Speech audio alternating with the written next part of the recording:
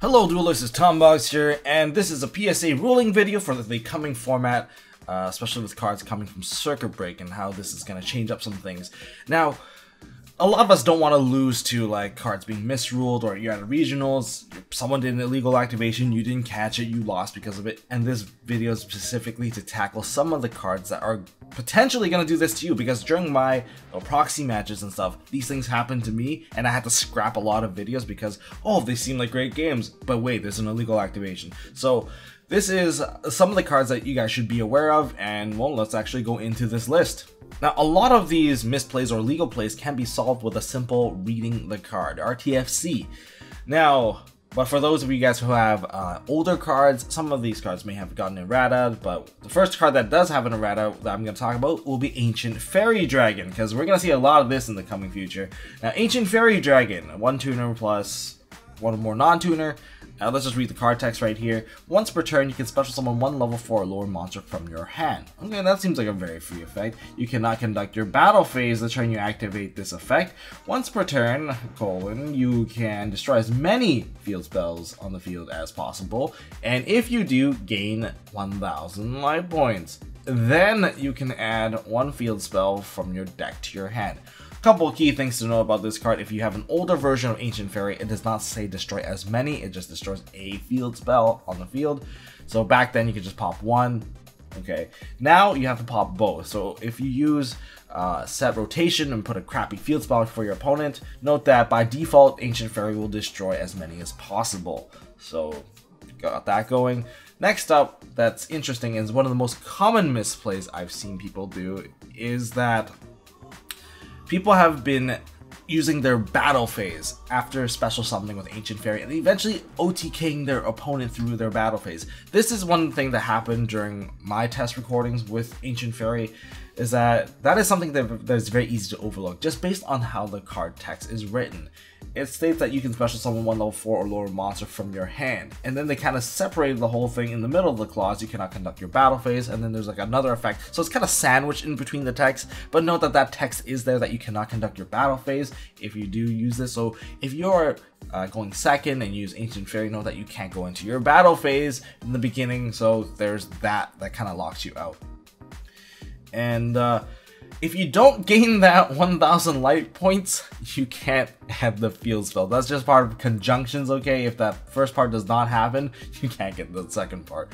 Now, the next card I want to bring to your attention is Set Rotation. It seems simple enough, but how can you actually make an illegal play with this? Well, it's actually quite simple because it does have a lingering clause.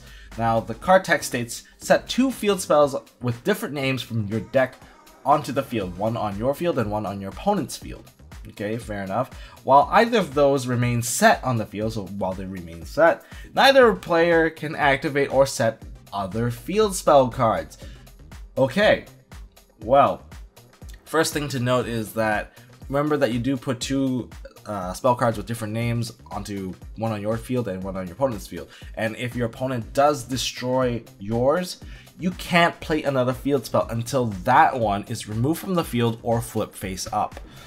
That is how it goes, and that's something that's actually very easily forgotten, especially if you play Set Rotation. You give them like an Oracle of Zephyra or a Gateway to Chaos, something that they can't activate naturally unless they're playing those decks. Yeah, so this is where the lock comes in. You not only lock out your opponent, but you've also locked yourself out. In an example here, where say this field here, I activate Set Rotation, card here, card there, and then all of a sudden, say I activate ABC or Union Hanger, and then I summon an A, and then Union Hanger activates, and then I try to equip, but he Ghost Ogres my field. Then I try to continue my field by trying to activate a Dragon Ravine or something like that. That is not possible because that card is still set on that side, and therefore the lingering effect of Set Rotation is still active, and I cannot continue to play any more field spell. That is easily forgotten because, first of all, it's on your opponent's side of the field. Whenever you look at a field, you now have to pay attention to that slot as well. A lot of people forgot. I forgot in my Link ABC, my first attempt at the Link ABC Link Spiral game, so I actually had to delete that video before I posted the second one. So that's a bit unfortunate, but that's something that happened to me, is likely to happen to someone else, and well, just pay attention to that. And also, one more key thing to note about this is you guys don't want to get screwed over by a judge count, where you guys can get double game loss by your opponent having one of your cards. if they couldn't have gotten rid of the card and you guys use the same sleeves, bear in mind that you could well, mix up your cards. And, well, if you get it mixed up, it'll be a double game loss for both of you for not checking. So yeah, there's that too. So the third card I want to talk about is Destrudo. I don't know if they're going to change the name on this card, but it is the Dark level 7 dragon coming out in Circuit Break. So it's not out yet. It is a Dragon Tuner effect monster, and the card text does state that you can special summon this card from your hand or graveyard. If this card is in your hand or graveyard, you can pay half your life points, then target one level 6 or lower monster you control. Okay, special summon this card but reduce its level by the level of the targeted monster. And also place this card at the bottom of the deck when it leaves the field. So it has one of those field leaving clauses, and you can only activate the effect of Destrudo, the Dead Drake of Dread, once per turn. Sounds fair. So what's so complicated about this? It's just that you can generate an illegal +1 with this card if you don't place it at the bottom of the deck. Mainly because it has a graveyard summoning effect. If you synchro with this card using its own summoning method to bring it out, and you put it back into the graveyard, you literally turn your one other monster into that level 7 synchro. Sure, it costs you half your life, but you still have Destrudo, and that's the illegal play. And it actually leads up to some irreversible game state, and you don't want to be a part of that at all. So, an example for this, and this actually happened to me a couple times in a recording match when I was just getting used to this card, which is when I made Destrudo once, and then I black rose the board, I put him into the graveyard instead of putting it to the bottom of the deck. And then a couple turns later, B Buster Drake got a couple of searches, shuffled the deck a couple of times, and then I was still put in a bad position. And then I'm like, you know what? I look over my graveyard, I fan out the graveyard, I see, oh, Destrudo is right there. Of course, I can just use Destrudo to make another black rose and blow up the board again. I'll just use Dark Worm to get it all free. But here's the problem. Destrudo's not supposed to be in the graveyard. Therefore, by summoning him out, you generate an illegal +1. And not only that, you could have potentially top decked it over some other cards in the deck if you shuffled the deck. So that basically becomes an illegal play, and you're in a reversible game state because you drew cards, you altered the fate of the deck, and basically if Judge gets called on you, you get a game loss right there. Guaranteed game loss right there. So that is one card you have to be very, very careful of. And some of the rule sharks out there, they're not going to remind you of this. They're just going to wait till the board becomes reversible. It's like, hey, hold on, you just drew cards while Destrudo's in your graveyard, even though you use the effect. This can't happen.